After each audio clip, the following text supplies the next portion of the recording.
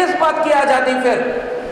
अगर इस देश में भगवान बिरसा मुंडा का सपनों का भारत अगर ये बनता, जयपाल सिंह मुंडा के सपनों का भारत अगर ये बनता, तो इस देश के सुप्रीम कोर्ट में आज भी कोई आदिवासी जज बन के बैठा होता और देश के विश्वविद्यालयों में कुलपति बन के बैठा होता, मीडिया हाउस में होता, देश चलाने में होता। आज इस देश के उद्योगपतियों में एक भी अरबपति आदिवासी नहीं है। कहां है आदिवासी? जंगल में पड़ा हुआ है। उसके तन पर, बदन पर कपड़े पूरे नहीं है। उनकी बहन बेटियां कुपोषण के शिकार हैं, उनके बच्चे, उनके पास शिक्षा नहीं, उनके पास रोजगार नहीं। और जल जंगल जमीन जो उनकी थी उसे किसी अंबानी और अडानी के हाथों बेचा जा रहा है और वो जल जंगल जमीन बचाने के लिए आंदोलन कर रहे हैं कि जंगल मत काटो। यही इलाका चंद्रपुर, और यहां से एक तरफ चले जाइए आंध्र प्रदेश, दूसरी तरफ तेलंगाना, तीसरी तरफ छत्तीसगढ़, ये पूरा आदिवासी इलाका है। तो जो आदिवासी जंगल में रह गया उससे जंगल भी छीन रहे हो, फिर वो देश कैसे कहेगा कि ये मेरा देश है? जिसको उसने वोट दिया, जिसको उसने चुन करके भेजा, वो हसदेव का जंगल काट रहे हैं ताकि अडानी वहां पर अपना फैक्ट्री लगाए। वो यहां चंद्रपुर के कोयले की खदान लूट कर ले जाते हैं ताकि कोई बिजली पैदा करके चंद्रपुर को ही महंगी बिजली बेचे। दीपक तले अंधेरा, अनाज पैदा करने वाला भूखों मर रहा है। विदर्भ के लोगों हमसे ज्यादा आप अच्छे से जानते हो। कपास की खेती आप करते हैं, सोयाबीन आप पैदा करते हैं, कच्चा लोहा आपके यहाँ, कोयला आपके यहाँ, बिजली पैदा होती है आपके यहाँ, सब कुछ खनिज संसाधन आपके यहाँ, लेकिन उनमें से कुछ भी आपको मिलता है क्या?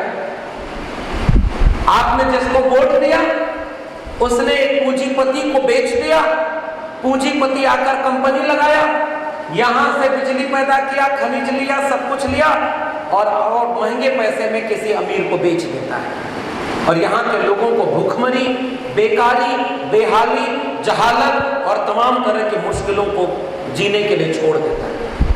महामारी जब आई तो जाति देखकर नहीं आई, जो भी उसके चपेट में आया उसको वो लील गई। तो महामारी से बचने वालों ने जाति पूछ करके मदद ली थी क्या? इंसान जब परेशान था तो इंसान जो जिंदा थे उन्होंने इंसानियत के नाते इंसान की जान बचाई। इसलिए सबसे बड़ा मजहब और सबसे बड़ी जाति अगर कोई है तो वो इंसान की जाति है, उससे बड़ा मजहब और उससे बड़ा धर्म कोई नहीं। ये विचार हमारा है, ये विचार भारत का है कि हम सब इंसान और इंसान बराबर है। उसको बताना है कि रोटी से गोबर नहीं खाया जाता, रोटी से हलवा खाया जाता है। हम हलवा पैदा करेंगे खेत में, गाजर और दूध पैदा करेंगे, चीनी पैदा करेंगे, उससे हलवा बनाएंगे और हम रोटी और हलवा खाएंगे। गोबर जिसको खाना हो वो बड़े शौक से गोबर खाए, हम उसके लिए गोबर छोड़ देंगे, हम गोबर नहीं खाएंगे। वो सब मुर्गा लड़ाते हैं। अब क्या होता है कि मुर्गा लड़ाना, पहले के जमाने में जब राजा के पास कोई काम नहीं होता था तो राजा मुर्गा लड़ाता था और बैठ के देखता था, इस मुर्गे पर गोली लगाओ, ये मुर्गा इस जाति का, ये मुर्गा इस जाति का। अच्छा ये मराठा आंदोलन कर रहा है, ये कह रहा है कि हमको भी आरक्षण चाहिए, इसको भी लड़ाओ, ओबीसी को लड़ाओ, मत लेने देना इसको। फिर ये कहेगा इसी में से लेंगे, दोनों लड़ गए कि नहीं लड़ गए? और तीसरा बैठ करके तमाशा देख रहा है, लड़ो मराठों, लड़ो ओबीसीओ, लड़ो। और महाराष्ट्र की कुर्सी पर बैठेगा कौन? जो दोनों को लड़वा रहा है। इसलिए हम असली दुश्मन, असली गुनहगार कौन है? जो लड़वा रहा है या जो लड़ रहा है? जो अपनी जाति को देखेगा वो हमारे समाज का दुश्मन है। सीधा सा बात मैं कह के जा रहा हूं, जाति न देखो, जमात देखो। जो हाथ से मेहनत करता है ना, जो इंसान जिंदा है ना, जो मोहब्बत मानता है ना, और जो बाबा साहब के संविधान पे भरोसा करता है, मोहब्बत प्यार से रहता है, वो सारा हमारा परिवार होना चाहिए। और हम सब परिवार की तरह एकजुट होकर के उन लोगों के खिलाफ लड़ेंगे जो मुट्ठी भर लोगों के हाथ में पूरा देश बेच रहे हैं, बर्बाद कर रहे हैं। हम देश को बचाने वाले लोग हैं, 90% लोग एकजुट होकर के इस देश को बचाएंगे, इस देश को बिरसा, फूले, अंबेडकर, पेरियार के सपनों का देश बनाएंगे, छत्रपति शाहू जी, छत्रपति शिवाजी के सपनों का देश बनाएंगे, संविधान और मंडल कमीशन से देश को चलाएंगे, मोहब्बत और प्यार से रहेंगे, ताकि आने वाली पीढ़ियां जब हमें याद करें तो हमें गाली न दें, हमें बेशर्म न कहें, हमें आलसी न कहें, हमारे ऊपर नाच करें कि जब देश के सामने खतरा था तो प्रोफेसर लक्ष्मण यादव अपनी नौकरी बचाने के लिए नहीं लड़ रहा था, वो देश बचाने के लिए अपनी नौकरी कुर्बान करके भी देश को बचाने की लड़ाई लड़ रहा था।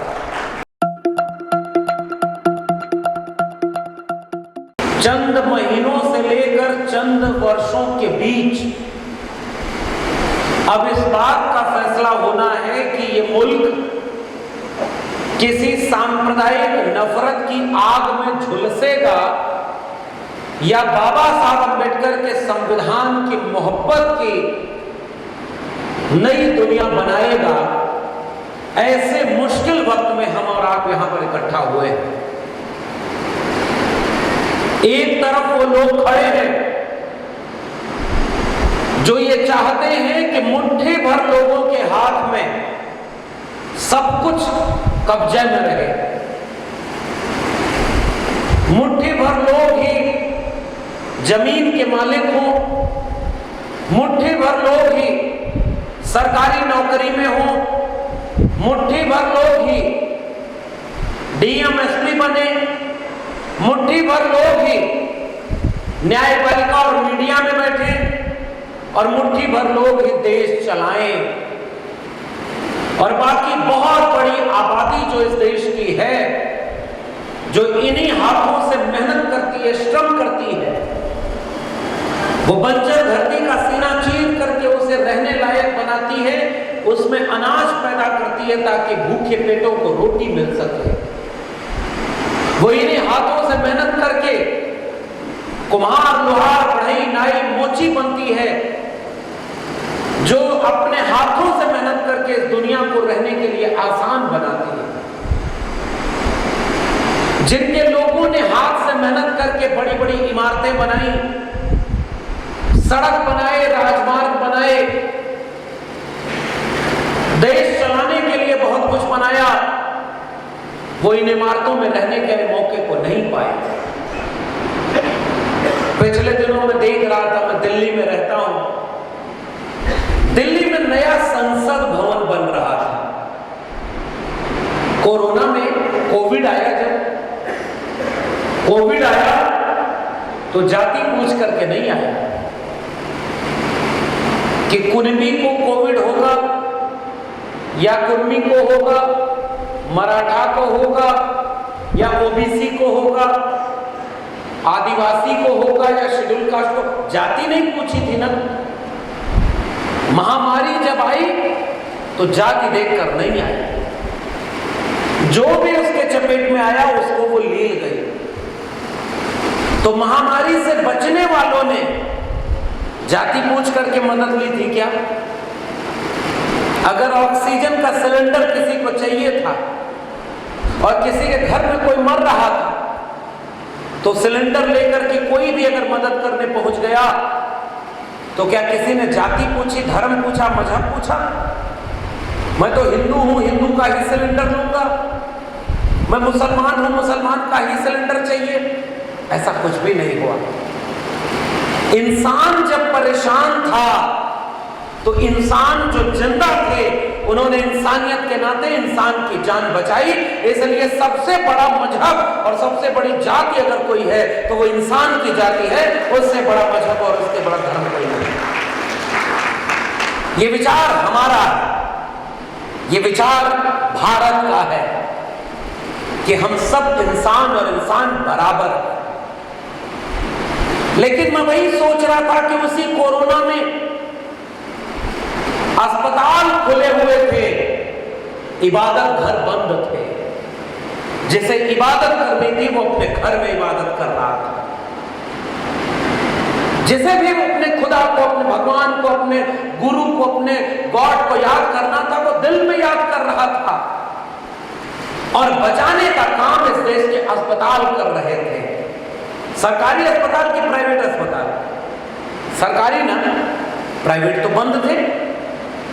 सरकारी अस्पताल जान बचाए, लेकिन जब जान बच गई उस समय सब सोचते थे कि अस्पताल खोलो, हर गांव हर तालुके में एक अच्छा अस्पताल हो, कोई बीमार हो तो उसे अच्छी दवाई मिल जाए, कोई बिना दवाई के मर न जाए, इंसान को इंसान से जोड़ो। क्योंकि कोविड के समय पड़ोसी ही पड़ोसी की मदद करता था। कोई भूखा था तो उसे खाना खिलाया, कोई प्यासा था तो उसे पानी पिलाया। और जब कोविड चला गया तो फिर से धर्म के नाम पर लड़ने और लड़ने वाले आ गए, अपनी दुकान खोल लिया। और आज भी अस्पताल दवाई के बिना, डॉक्टर के बिना सरकारी अस्पताल बदहाल बैठे हुए हैं। मैं आपसे जानना चाहता हूं, राजौरा में कोई ऐसा सरकारी अस्पताल है क्या? कोई बीमार अगर हो और उसकी जेब में पैसा ना हो तो उसको इलाज हो जाएगा? कोई अच्छा सरकारी अस्पताल नहीं है। चंद्रपुर में भी कोई बड़ा सरकारी अस्पताल होगा क्या? अगर कोई गंभीर बीमारी हो जाएगी तो नागपुर जाना होगा, उससे भी गंभीर बीमारी अगर हो गई तो मुंबई या दिल्ली जाना होगा। कौन जा पाएगा मुंबई, दिल्ली, नागपुर और चंद्रपुर? जिसके जेब में पैसा होगा। अगर आपकी जेब में पैसा नहीं है तो आप अपने परिवार के किसी आदमी को तड़पते, बिलखते और मरते हुए चुपचाप देखने के लिए मजबूर कर दिए गए। बताइए, सच बात है कि नहीं? तो उस गरीब आदमी का क्या दोष जिसकी जेब में पैसा नहीं और इसलिए उसे दवाई नहीं मिल रही, अच्छा इलाज नहीं मिल रहा। और नफरत के सौदागर अस्पताल और दवाई के नाम पर वोट नहीं मांगते, धर्म के नाम पर, जाति के नाम पर लड़ाते, और हम और आप उसी के नाम पर वोट देते। अगर अस्पताल के नाम पर वोट देते तो अस्पताल बना हुआ होता, धर्म के नाम पर वोट देते हैं तो धर्म का काम आगे बढ़ रहा है, चाहे लड़ाने का, चाहे अपना अपना धर्म को आगे बढ़ाने का। लेकिन इंसान जब परेशान होता है, खून चढ़ाने जाते हो तो क्या मुसलमान को खून दे सकता है क्या? हिंदू को खून चढ़ा सकता है क्या? नहीं साहब। ब्लड ग्रुप अगर मैच नहीं होगा तो आपका खून भी दूसरे को नहीं चढ़ाया जा सकता। लेकिन आज की तारीख में खून के प्यासे होने वाले लोग इस देश को अंधविश्वास, पाखंड और धर्म के नाम पर बांटते चले जा रहे हैं। मैं आपके बीच में गुजारिश करने आया हूं कि इस नफरत की आग में हमारा भविष्य नहीं है। जिसे खुदा को मानना है वो अपनी इबादत घर में खुदा को याद करेगा। जो भगवान को मानता है वो अपने मंदिर में, अपने घर में याद करेगा। जो गॉड को मानेगा वो अपने इबादत घर में जाएगा। एक धर्म को मानने वाले को दूसरे के धर्म से मत लड़ाओ। लड़ाई धर्म की नहीं है, लड़ाई विचार की है, इंसान की है, इंसानियत की है। इसलिए हम आपसे इंसान और इंसानियत की बात करने के लिए एक उदाहरण देते हैं। असली लूट कहां हो रही है? चोर आता है तो चोरी करने के लिए, पॉकेट मारने के लिए पहले दिखाता है कि देखो उधर क्या है, और पीछे से आपका पर्स निकाल के भाग जाता है। उसी कोरोना में जब देश में नई संसद बन रही थी तो मजदूर कौन था? मिट्टी उठाने वाला कौन था? मिस्त्री कौन था? इमारत जोड़ने वाला कौन था? उसको पेंट करने वाला कौन था? लकड़ी का काम करने वाला कौन था? इस देश के 90% कमेरा लोग जाकर इस देश की संसद बनाते हैं। और जब संसद बन गई तो जिस तबके से वो लोग आते थे वो लोग, उनकी एंट्री बंद हो गई। अब संसद में वो घुस भी नहीं सकते, अब वहां अंदर जा भी नहीं सकते। अब वो आएगा जो वोट लेकर के उनका वहां पर कानून बनाएगा। यही इस देश में हो रहा है। अनाज पैदा करने वाला भूखों मर रहा है। विदर्भ के लोगों हमसे ज्यादा आप अच्छे से जानते हो। कपास की खेती आप करते हैं, सोयाबीन आप पैदा करते हैं, कच्चा लोहा आपके यहाँ, कोयला आपके यहाँ, बिजली पैदा होती है आपके यहाँ, सब कुछ खनिज संसाधन आपके यहाँ। लेकिन उनमें से कुछ भी आपको मिलता है क्या? आपने जिसको वोट दिया उसने एक पूंजीपति को बेच दिया। पूंजीपति आकर कंपनी लगाया, यहां से बिजली पैदा किया, खनिज लिया, सब कुछ लिया और महंगे पैसे में किसी अमीर को बेच देता है। और यहाँ के लोगों को भूखमरी, बेकारी, बेहाली, जहालत और तमाम तरह की मुश्किलों को जीने के लिए छोड़ देता है। मैं आपसे गुजारिश करने आया हूं कि आज का वक्त इस तरह के नफरत में बंटने का नहीं है। आज का वक्त भूख और रोटी की बात करने का है। आज का वक्त धर्म के नाम पर लड़ाने का नहीं है। लेकिन आज धर्म का काम पुजारी का था, मुल्ला मौलवी का था, नेता का नहीं था। और बताओ, पूरे भारत में आज नेता धर्म का काम कर रहे हैं, पुजारी बन गए, लड़ा रहा है एक दूसरे। नेता का काम था आपके जिले के अस्पताल के बारे में बात करें, आपके जिले के स्कूल के बारे में बात करें। आज नया स्कूल नहीं बन रहा, नया नया इबादत घर बन रहा। और मजहब के नाम पर नफरत, और जब एक तरफ नफरत बढ़ती है तो वो दूसरी तरफ भी नफरत को पैदा करती है। एक तरफ कट्टरता बढ़ती है तो दूसरी तरफ की कट्टरता को पैदा करती है। एक इसको पत्थर मारेगा, इसको तलवार मारेगा, और दोनों में गरीब आदमी लड़कर मरेगा। अमीर आदमी कभी भी इस नफरत की लड़ाई में लड़ने और मरने नहीं जाता। जिसके हाथ में शिक्षा नहीं है, जिसके हाथ में रोजगार नहीं है, जिसके हाथ में पैसा नहीं है, जो गरीब है, कमजोर है, जिसके पास चेतना नहीं है, उससे कोई जाकर कहता है धर्म खतरे में है, वो अपना धर्म और मजहब बचाने चला जाता है। इसलिए राजौरा के लोगों में पहली गुजारिश आपसे करने आया हूं कि आज तारीख में कोई मजहब और धर्म खतरे में नहीं है। अगर खतरे में है तो कलम खतरे में है, किताब खतरे में है, स्कूल, कॉलेज और विश्वविद्यालय खतरे में। मैं 14 साल प्रोफेसर था दिल्ली विश्वविद्यालय, और मैं शुक्रिया अदा करता हूं भूषण जी का।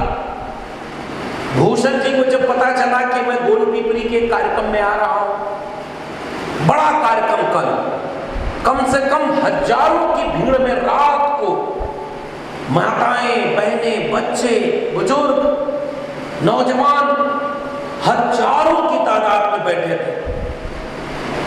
इतना पिछड़ा इलाका, इतना दूर, और लोग संविधान की बात सुनने आए थे। तो भूषण जी ने कहा कि भाई आप राजौरा भी आइए, राजौरा में आप कभी आए नहीं। मैंने कहा बिल्कुल नहीं आए। हमारे मित्र नितेश जी, प्रीतम जी बैठे हुए हैं।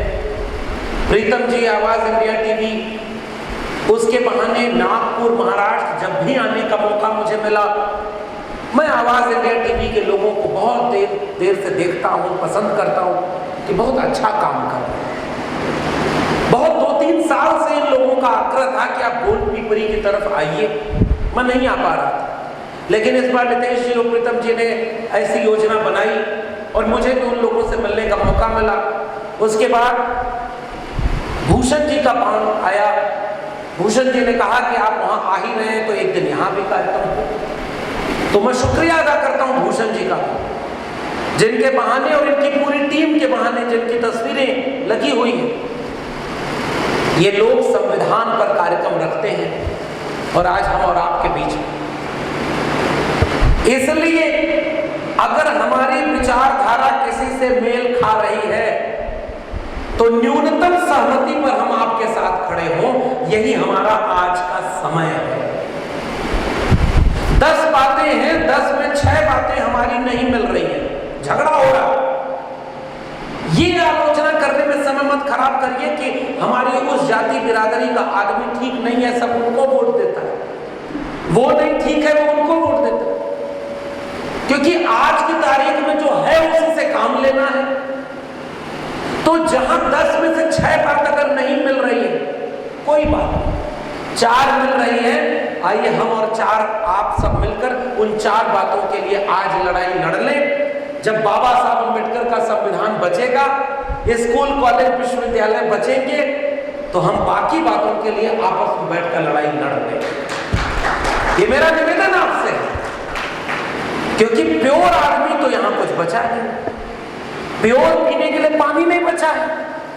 हम और आप हवा जो पी रहे हैं वो भी प्योर है क्या? और आदमी कहीं से आएगा नहीं, फैक्ट्री में बनता नहीं। खराब आदमी सब हमारे ही समाज के हैं ना। एक बात बताइए, आप जानते हैं ना, इस देश में एससी, एसटी, ओबीसी, माइनॉरिटी की आबादी कितनी? 90%।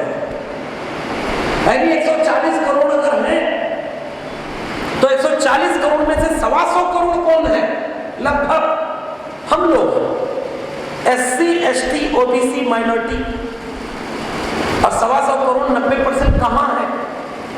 क्या 90% के जज हैं क्या? सोच के बताइए, 90% जज एससी, एसटी, ओबीसी, माइनॉरिटी के हैं क्या? अरे 90% क्या साहब, 9% भी नहीं होंगे। हमारा राइट और रॉन्ग, गलत है कि सही है? बोलिए जोर से। हमारे 90% जज तो नहीं है ना? क्या देश भर के विश्वविद्यालयों में 90% प्रोफेसर एससी, एसटी, ओबीसी और माइनॉरिटी के हैं? नहीं। आईआईटी के आंकड़े आते हैं 90% कौन लोग हैं? जिनकी आबादी 5% है कि 10% है, पता ही नहीं। मैं नाम किसी का नहीं लूंगा, समझदार को इशारा काफी।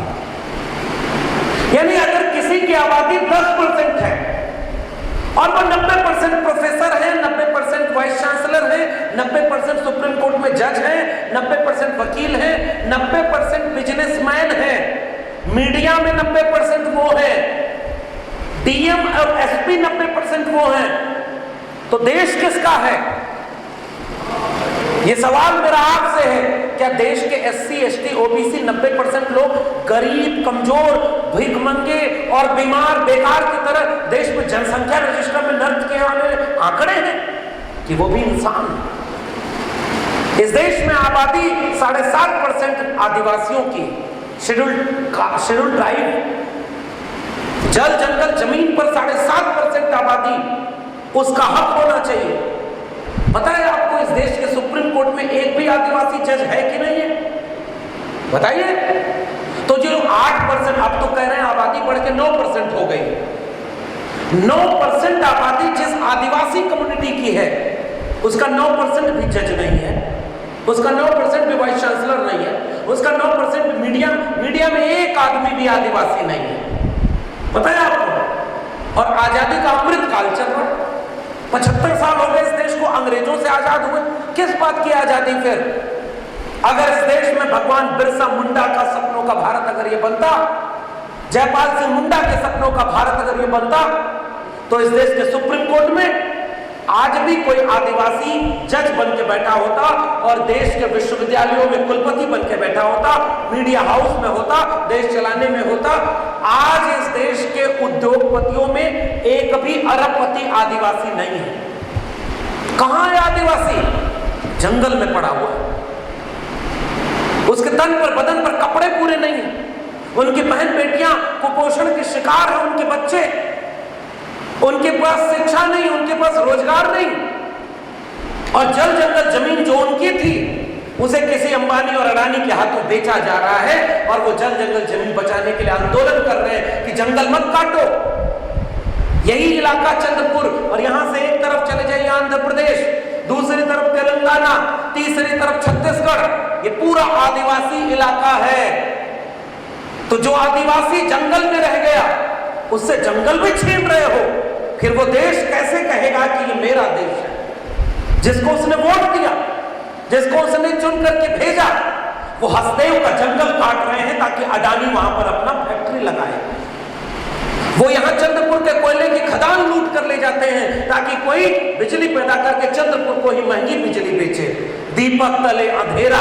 मुझे जब से भूषण जी ने बताया कि बिजली पैदा करता है चंद्रपुर और मुंबई तक बिजली जाती है और यहीं बिजली सबसे कम आती है और सबसे महंगी बिजली आती है, बताइए भाई दीपक तले अंधेरा क्यों? इसका मतलब यह है कि जो जल जंगल जमीन इस देश के मूल निवासियों की थी, जहां पर वो सदियों से रहते आए, किसानों की थी, जो जमीन पर काम करते, मेहनत करते, फसल पैदा करते, और फसल का दाम देने के लिए सरकार के पास पैसे नहीं।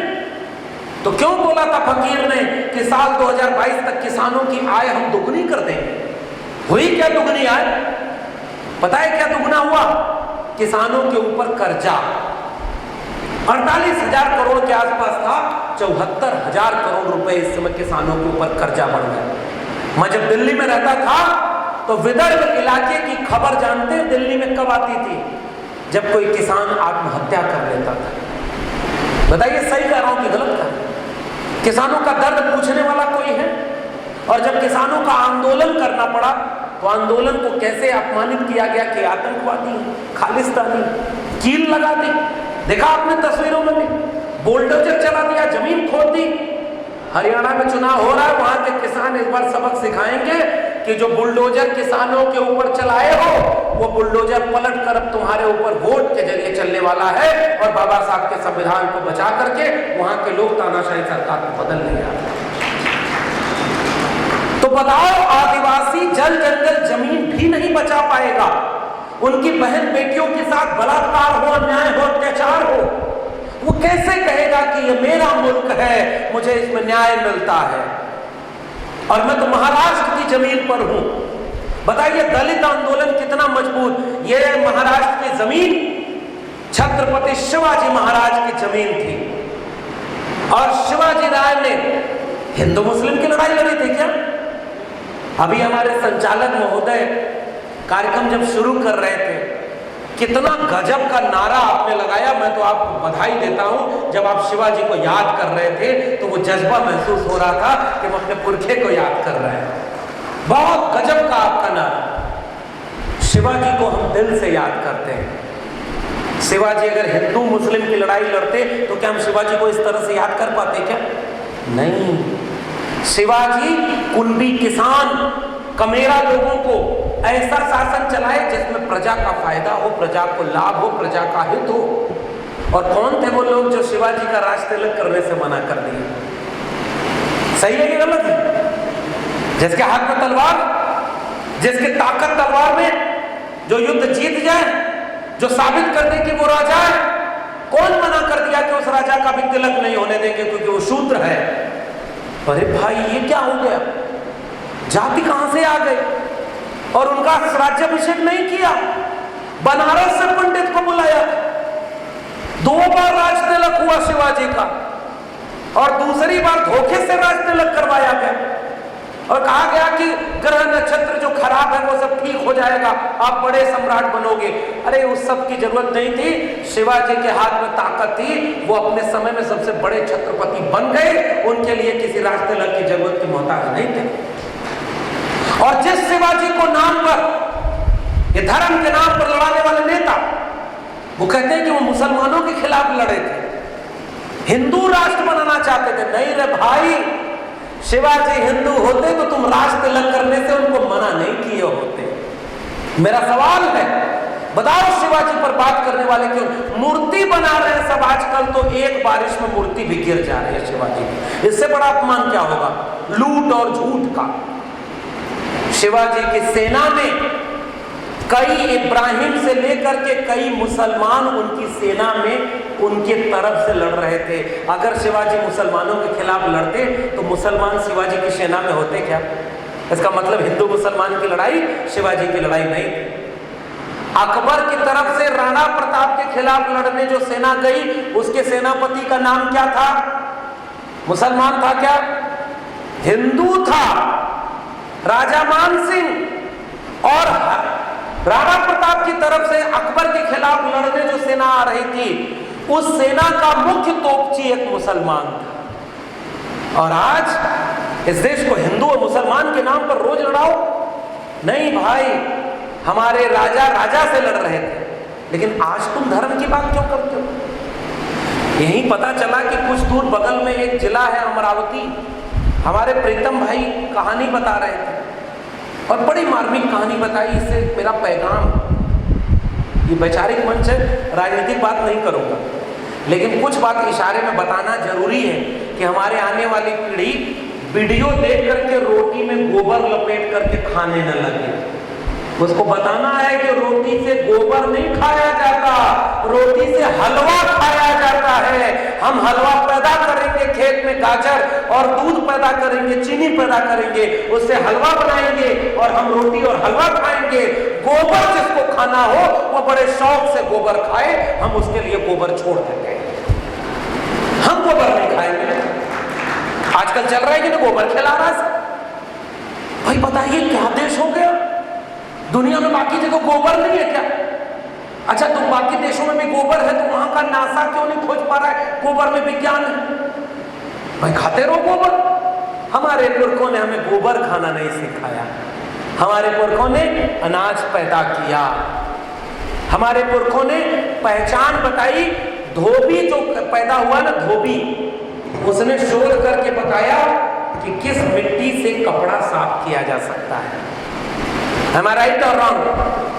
आपके यहां भी वो मिट्टी होती है, हमारे यहां उसको रेह बोलते हैं। उस मिट्टी को पानी में डालकर अगर कपड़े को धुले तो कपड़ा साफ हो जाता है। ये हमारे लोग थे जो पहचान रहे थे कि इस फल को खाना है, इसको मत खाना नहीं तो मर जाओ। इस फसल को पैदा करना है, इसको नहीं करना। इस पशु को पालना, इसको मत पालना।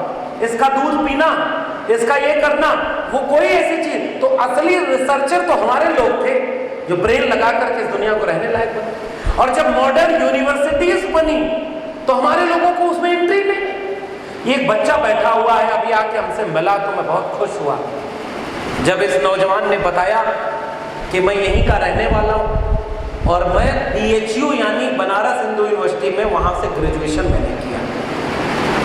मैंने इससे कहा कि अब आगे और पढ़ाई करना, दिल्ली यूनिवर्सिटी और JNU तक जाने की कोशिश करना और पढ़ाई करना ताकि अच्छा करियर बनाओ, तब लौट करके अपने चंद्रपुर आना और चंद्रपुर को भी एक अच्छा शहर बनाने के लिए काम करना। लेकिन उसके लिए पहले है अपना करियर बनाना। और मैं अब आपसे एक सवाल पूछना चाहता हूं। मैं गोंड पिपरी में गया तो कल वहां भी मैंने सवाल पूछा और मैं यहां भी पूछना चाहता हूं। राजौरा के, चंद्रपुर के, गोंड पिपरी के आसपास के गांवों के कितने नौजवान DU, JNU, जामिया, BHU में हायर एजुकेशन के लिए पढ़ाई करने जाते हैं? सोच के बताइए, पढ़े लिखे लोग भी हैं। एक आध दो कोई ऐसे बच्चे की तरह निकल गया होगा तो वही ना, बाकी कहाँ है? वो यही पैदा हुए, यही कमाने खाने में संघर्ष करते रहते, वो यही। तो फिर DU, JNU किसके लिए बना है? क्या यहाँ के आपका देश का वो नहीं है DU, JNU? तो हमारे बच्चे वहां पढ़ने क्यों नहीं जा पा रहे?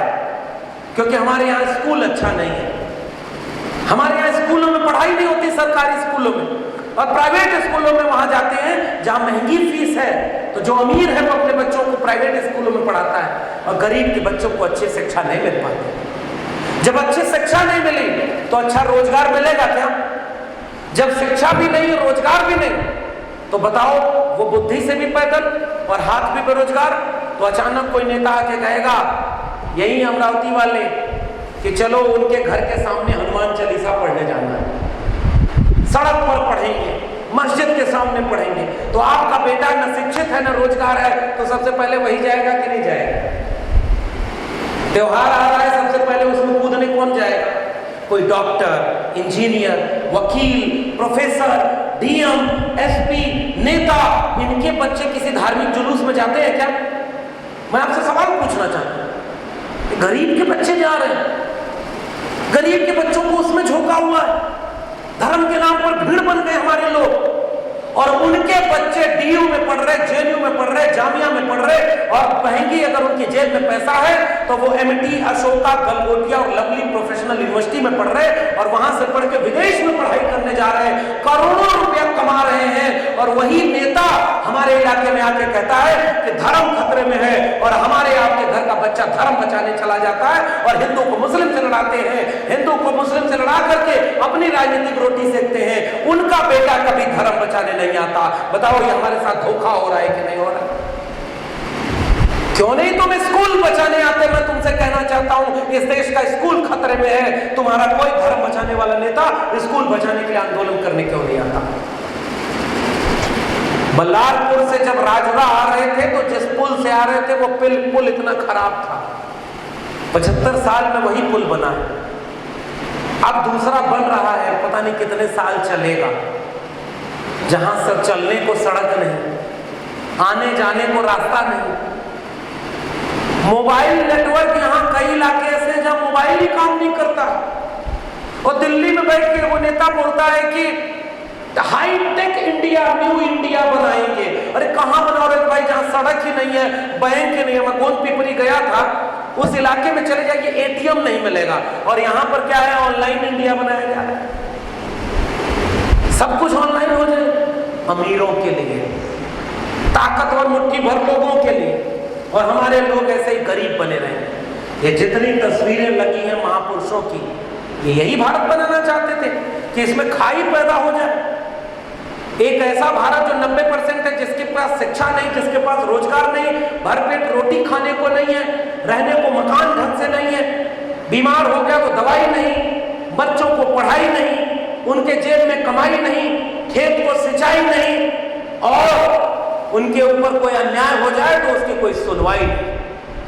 90% भारत ऐसा है कि नहीं? अगर मुकदमा हो जाए तो कोई न्याय नहीं मिलेगा। और 10% के लिए कौन सा भारत है? महंगी फीस, महंगा स्कूल, महंगी सड़कें, चमचमाती हवेलियां, चमचमाती गाड़ी, अच्छा खाना, अच्छा पहनना, अच्छी जगह घूमना, अपना शान और शौकत से जीना, और वहां से फिर व्हाट्सएप पर मैसेज भेजना, मुसलमानों से देश को बचाओ वरना यह देश हिंदू राष्ट्र कैसे बनेगा। कौन है रे भाई ये करने वाला? ये भूखा आदमी। एक जगह पोस्टमार्टम के समय एक डॉक्टर ने एक बात कही कि ये आदमी मरता हुआ राम का नाम लिया, दूसरा आदमी खुदा का नाम लिया, और तीसरे आदमी के मुंह से मरते समय आवाज निकली रोटी। पहले दोनों आदमी का पेट भरा हुआ था और तीसरा भूखा था, जिसे मरने के वक्त भी रोटी की याद आ रही थी। हमारे यहाँ हिंदी में लिखा है कि भूखे भजन न होई गोपाला और ले लो अपना कंठी माला। तुम हमें पाखंड सिखा रहे? अगर पेट में भूख है तो क्या भगवान की याद आएगी, खुदा की याद आएगी? वो रोटी देने नहीं आते, वो सलीका देने आते कि इंसान बनो रे भाई।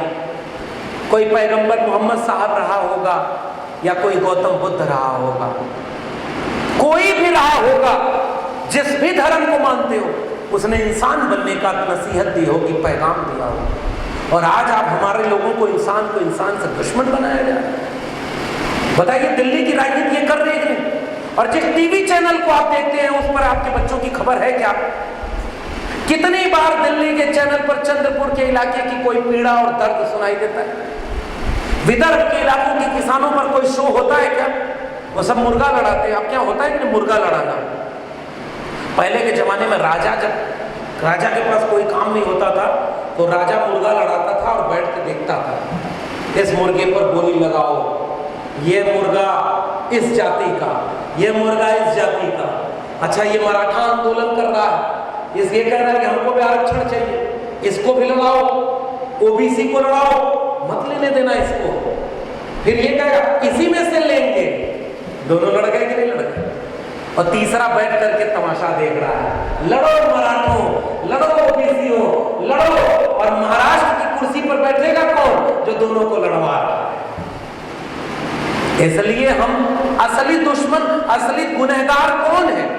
जो लड़वा रहा है या जो लड़ रहा है? मैं आपसे जानना चाहता हूं। लड़वाने वाले का तो काम है लड़वाएगा, क्योंकि अगर आप आपस में नहीं लड़ोगे तो उससे सवाल पूछोगे कि तुम पिछले चुनाव में कहे थे 2 करोड़ रोजगार हर साल दोगे, बताओ कहां दिया? मेरे अकाउंट का 15 लाख क्यों नहीं आया?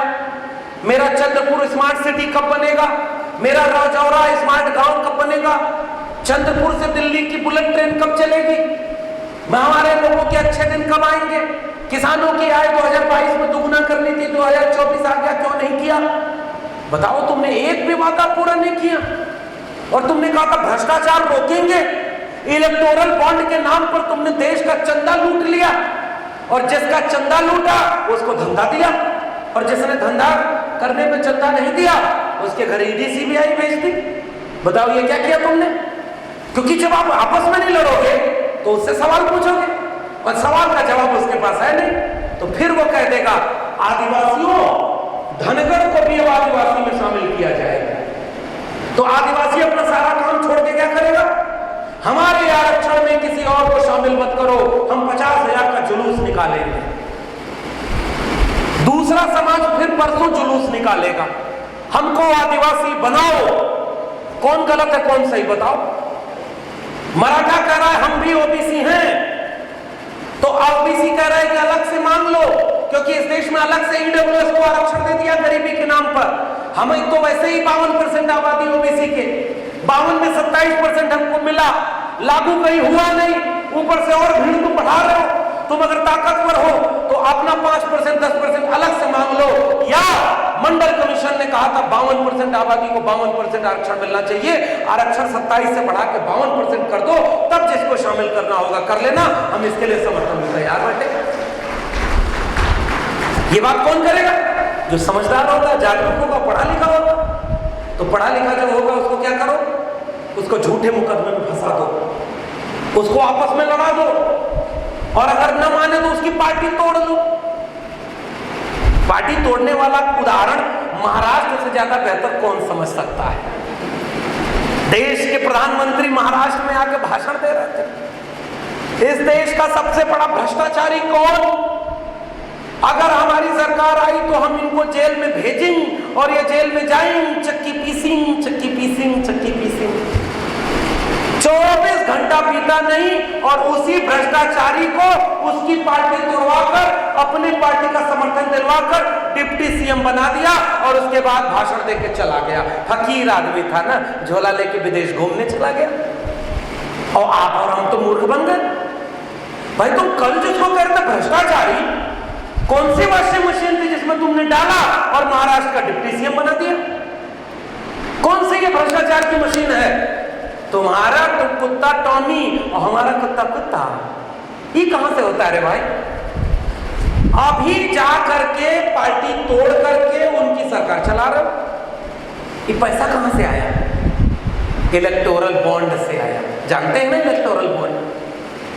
चंदा दो, धंधा लो, धंधा चलाना है, चंदा दो, वरना ईडी सीबीआई भेज दे। गरीब आदमी को पता ही नहीं देश में हो क्या रहा है। जाओ गोंड पिपरी में जाकर, राजौरा में जाकर, ये चाहे नितेश जी हो चाहे भूषण जी हो, ये लोग गांव का घूमते होंगे, मैं जानता हूं, किसी से पूछ दीजिए, इलेक्टोरल बॉन्ड के नाम पर देश लूटा जा रहा है, उसको कहेगा ये क्या होता है? बोलेगा ना, क्योंकि उसके यहाँ तो बुनियादी चीज ही नहीं मिली, उसके यहाँ शिक्षा नहीं, अखबार आता नहीं, रास्ता चलने को नहीं, पेट भरने को अनाज पर्याप्त नहीं, और उसके पास बुनियादी समस्या, उसके घर में कोई बहन बेटी को छेड़ दे तो उसकी कोई सुनवाई करने वाला नहीं, उसका कोई पैसा लूट ले, बैंक लूट के भाग जाए, उसका कोई एफआईआर दर्ज करने वाला नहीं, पुलिस उसकी सुनती है जब ताकतवर है। तो गरीब आदमी को पता कहां देश लूट रहा है? तो बताओ पढ़े लिखे लोगों, ये हमारी और आपकी जिम्मेदारी है कि नहीं देश को बचाना? जो जानता है, जो समझता है, वही ना देश को बचाएगा। इसलिए जब हम 14 साल यूनिवर्सिटी में पढ़ रहे, प्रोफेसर रहे, और यही बात लोगों को समझाते रहे, बाबा साहब भीमराव अंबेडकर ने संविधान बनाया, इंसान को इंसान के बराबर बनाया, संविधान ने सबको हक दिया, सबको बराबर का नागरिक बनाया, सबको वोट देने का अधिकार दिया। वोट से कोई सरकार बनाता है और वोट अगर बदल दो तो सरकार गिर जाती है। उस संविधान ने जब सबको बराबर बनाया तो उसी बात में जो वोट लेकर नेता बना, उसी का एक आदमी बोला अब की बार 400 पार, क्योंकि भारत का संविधान बदलना है। बताओ हमारी और आपकी जिम्मेदारी क्या थी? जिस संविधान का हमने फायदा लिया उस संविधान को बचाना हमारी जिम्मेदारी है कि नहीं? इसलिए मैं इस कार्यक्रम का जब विषय लिखा जा रहा था तब भी हमने कहा कि इस कार्यक्रम का विषय भारत का संविधान रखिएगा, क्योंकि जब हमें एक पर्चा मिला, हमारे बहुत वरिष्ठ साथी हैं कैलाश बांबोटकर जी, आज मिले और उन्होंने कहा कि अपनी जेब का पैसा खर्च करके ये पर्चा ऐसा बनवा कर गाँव-गाँव में हम प्रचार करते हैं। बांबोटकर जी ने कहा कि ये गाँव में पढ़ना जरूरी है, संविधान नहीं था तो क्या अधिकार नहीं मिला था, और मनुस्मृति लागू थी। दिल्ली यूनिवर्सिटी में कुछ दिन पहले सब कहा कि हम मनुस्मृति पढ़ाएंगे, जिसमें इंसान को इंसान के बराबर नहीं समझा गया। अरे मैं कहता हूं देश भर में पढ़ाना है तो तुम पढ़ाओ मनुस्मृति, लेकिन अगर हिम्मत है तो उस मनुस्मृति वाले किताब के बच्चों को भी भारत का संविधान, बाबा साहब अम्बेडकर का एनिलेशन ऑफ कास्ट और महात्मा फूले का गुलामगिरी भी उन्हीं बच्चों को पढ़ाओ। उन बच्चों को तय करने दो कि गोबर खाना है कि हलवा खाना है। तुम गोबर भी सामने रख दो, तुम हलवा भी सामने रख दो, हम तुमको गोबर रखने के लिए मना नहीं कर रहे। अरे गाय का बछड़ा भी गोबर नहीं खाता है रे भाई, वो चारा खाता है। वो हमारे यहाँ सब कर रहे हैं गोबर खाओ ताकि बुद्धि में गोबर भर जाए, अपना पराया न पहचान पाओ। समुद्र में इतना पानी है, पी सकते हैं क्या? नदी में इतना पानी है, डायरेक्ट पी पाएंगे क्या? पसीना इतना बहता है, गिलास में रख के पी सकते हैं क्या? अरे पीने का पानी शुद्ध होता है जबकि सब पानी है, लेकिन पानी और पानी में अंतर होता है। इंसान वही जिंदा है जो इस अंतर को पहचान पाता है कि कौन सा पानी पीने लायक है और कौन सा पानी नहीं पीने लायक है। लेकिन उस समाज का कुछ नहीं हो सकता जिसके नजर का पानी सूख जाए और वो अपना और पराया न पहचान पाए। ये मैं आपसे कहने आया, इसलिए बहुत लंबा चौड़ा भाषण देने की जरूरत नहीं। इस तरह के लोग आपके गांव में, आपके इलाके में जिंदा हैं। ये महात्मा फूले की धरती है महाराष्ट्र, ज्ञानदेव नामदेव तुकाराम की धरती है महाराष्ट्र, जिन्होंने इंसान को इंसान के बराबर बनाया है। बाबा साहब डॉक्टर भीमराव अंबेडकर की जमीन है महाराष्ट्र, और छत्रपति शाहू जी और शिवाजी की जमीन है महाराष्ट्र। इसलिए जब मैं महाराष्ट्र आता हूं तो प्रबोधन देना कम, प्रबोधन लेकर के लौटता हूं कि उत्तर भारत में जिसे गोबर पट्टी बनाया जा रहा है उसमें भी फूले, शाहू और अंबेडकर के विचार पहुंचे, ताकि इंसान को इंसान के बराबर बनाने की हमारी लड़ाई हम जीत सकें और देश चले तो बाबा साहब के संविधान से चले। इसलिए हम तो आपसे निवेदन करने आए कि अगर भूषण जी ने ये कार्यक्रम रख लिया कि प्रबोधन हो, तो प्रबोधन यही खत्म ना हो जाए। इस बात को यहां से गांव गांव पहुंचाना हमारी जरूरत है। अभी जितना पूरा इलाका है यहां फूले, शाहू, अंबेडकर के विचार को भी ले चलना है।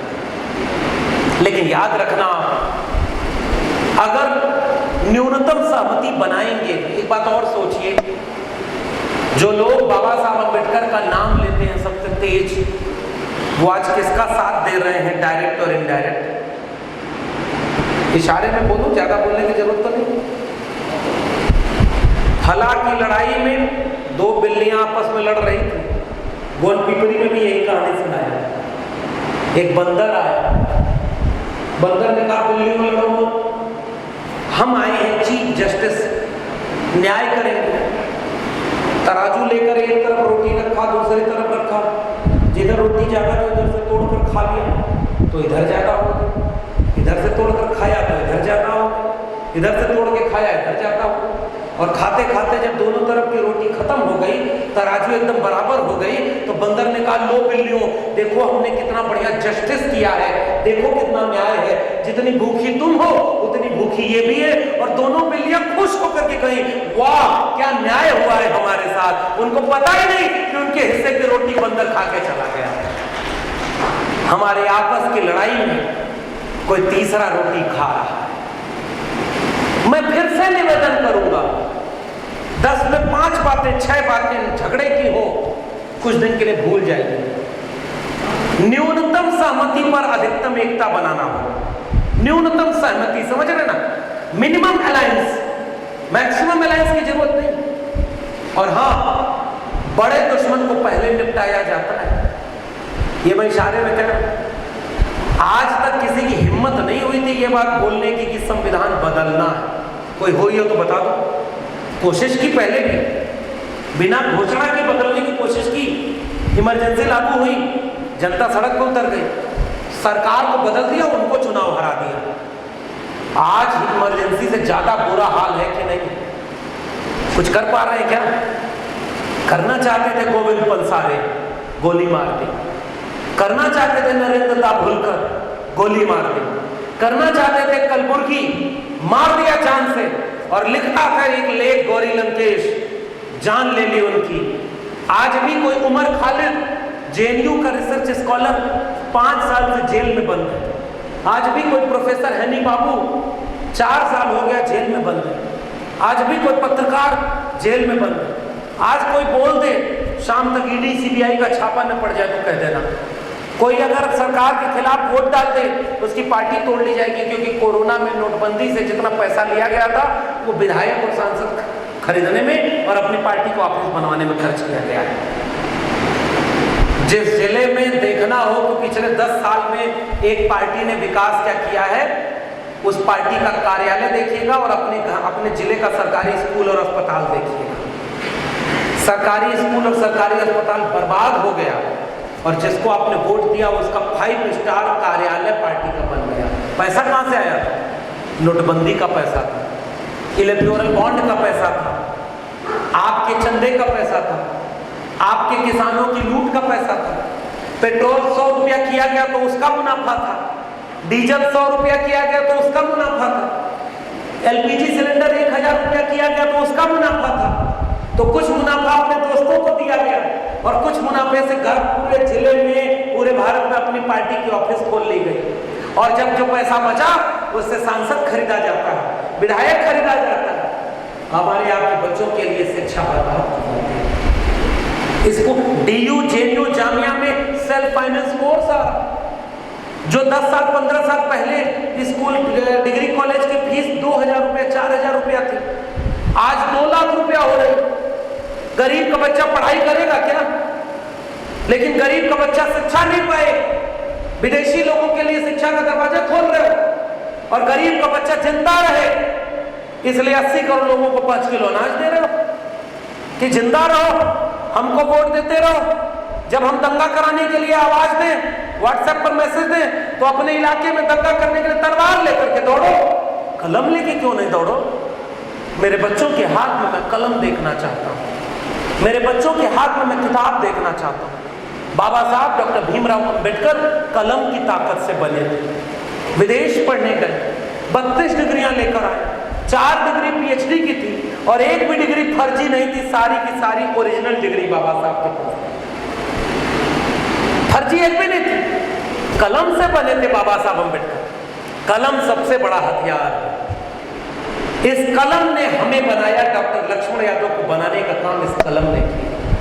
मेरे पुरखों के हाथ में तो कुदाल और फावड़ा था, मेरे पुरखों के हाथ में तो गाय भैंस धोने और चराने की चीज थी। आपके भी पुरखों के हाथ में वही सब रहा हो। पुरखे खेत में काम करते थे, मजदूरी करते थे, खेती करते थे, किसानी करते थे।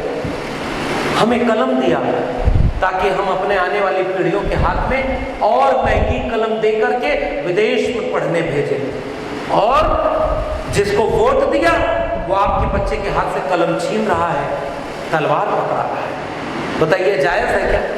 तो पहले उस दुश्मन को पहचानिए जो कलम छीन करके तलवार पकड़ा रहा है।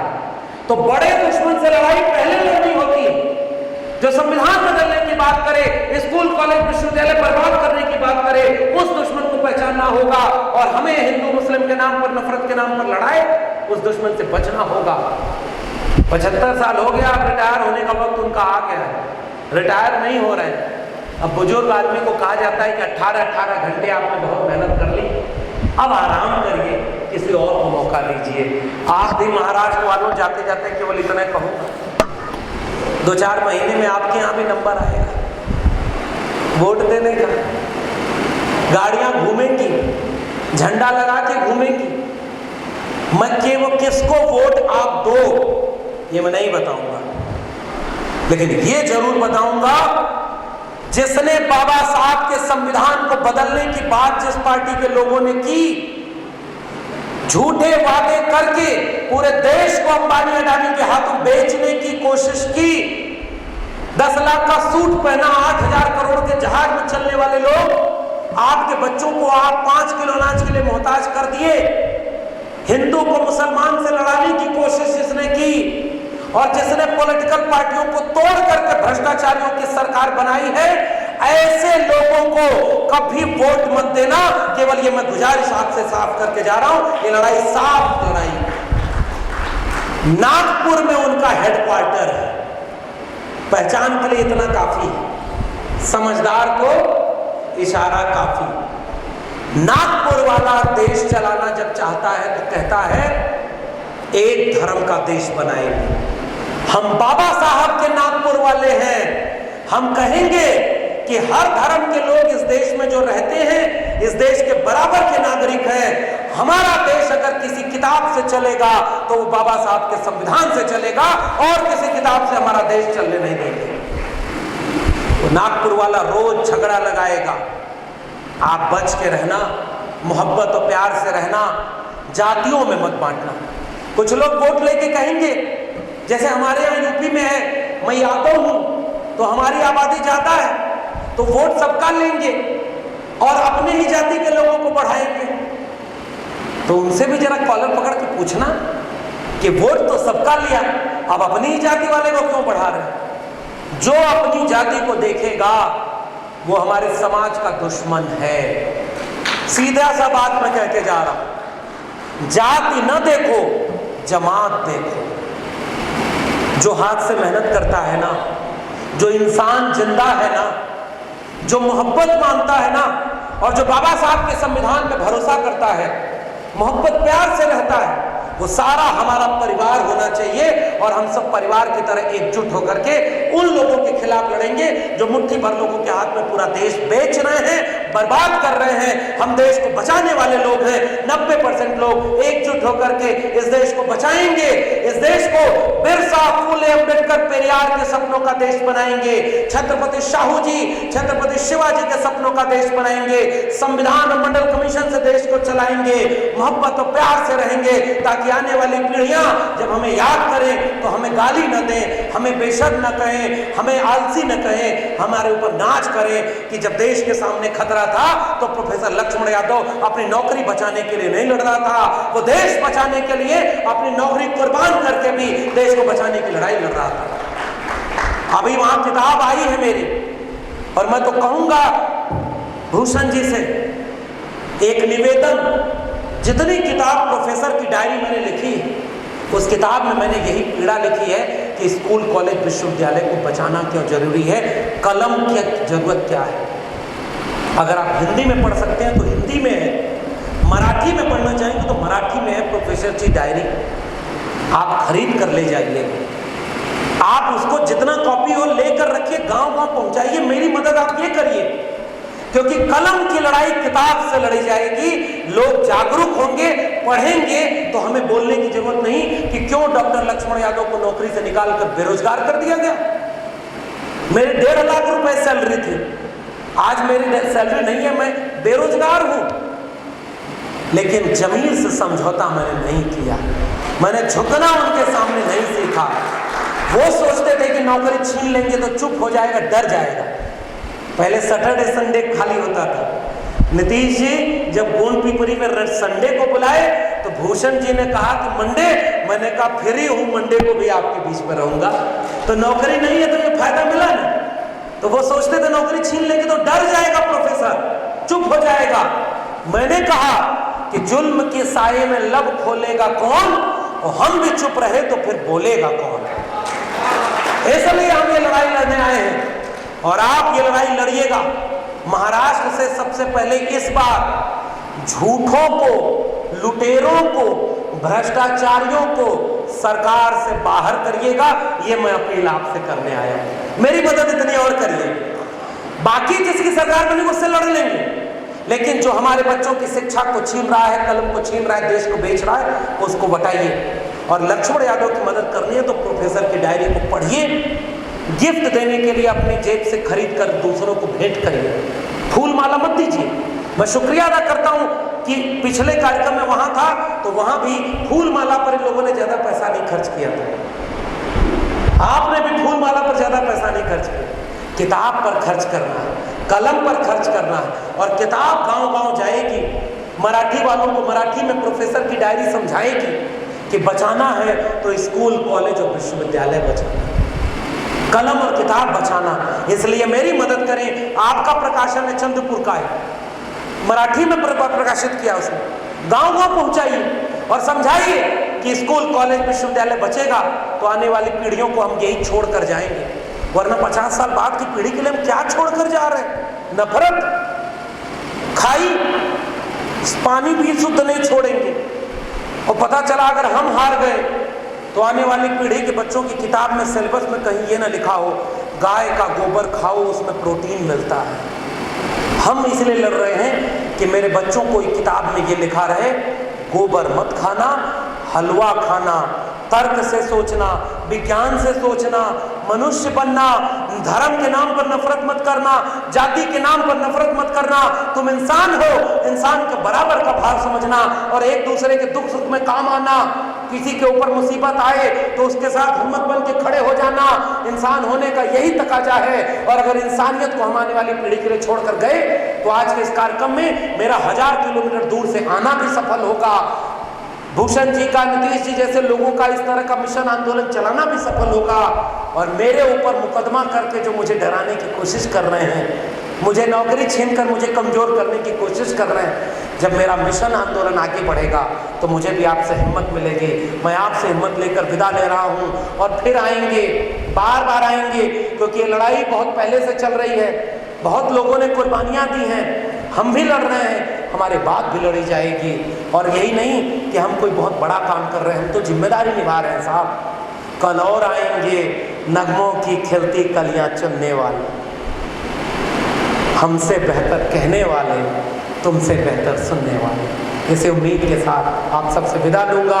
आप सबको क्रांतिकारी जय भीम, जय मंडल, जय समाजवाद, इनकलाब जिंदाबाद, उल गुलाम जिंदाबाद और संविधान जिंदाबाद।